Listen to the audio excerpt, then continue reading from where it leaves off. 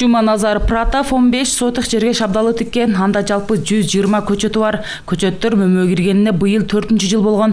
Азыр Миасар сортундагы шабдалынын бушкандарын терип сата башташкан. Антпесе аба ырайынын тез өзгөрүп туруусу терс таасирин бере баштаган. Birincisi etekte ular tügedi. Ular birini tüketkenbiz. Ular ikincisi. Yani pişirtat.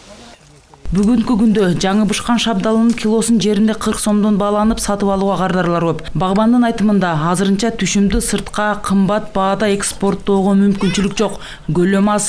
Мындан улам жергиликтүү базарларга чыгарып сатканга туура келет. Бuyurki жылда мына дыйканчылыгыбыз, шабдалдар жакшы түшүм берип атты. Мына өзүңөр көрүп атасыңар.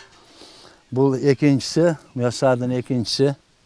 Birinchilerini tükettik, anan ikincisi, andan keyin üçüncüsü var mına buyaqtarda. Düşüm jakşı. Ema bu yılgı жылda şu boqtan bir 3 tonna 4 tonna alayın degen maksat nemen var. Anan 1-2 jumanın içinde qolgandaryam çıralı bolup bışıp qarayıp neme bolup qalar.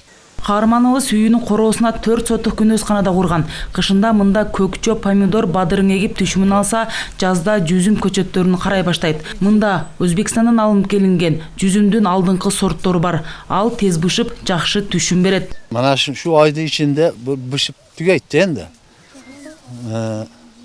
Sortu bu haligi mayış qiladigandan bolsa kerak. Kişmiş dep qo'yib shunday bo'lsa kerak. Mana hozir bozorda жүзүмдөрүбүз 40 so'm, 50 so'mdan 70 so'mga чейин болуп атат. Дыйкандар апарып, ошондон берип келип атабыз. Эми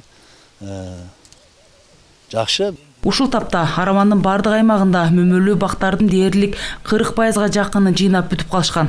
Аталган аймактын багбандары быйыл 250 тонна гилясты Кытай, Россия жана Казакстанга экспорттошкон. Алдыда шабдал аянты кеңейип, аны да сыртка сатуу көздөлүүдө.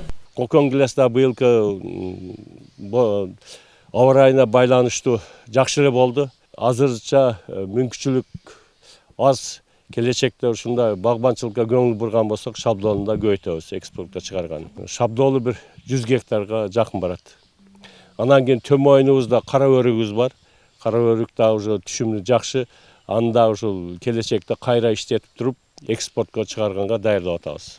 Ал эми жакынкы күндөрү Күнөз тарабында анжир мөмөсү менен анар пышат. Адистердин айтымында быйыл райондо анар, жүзүм, гиляс жана шабдалынын түшүмү көп.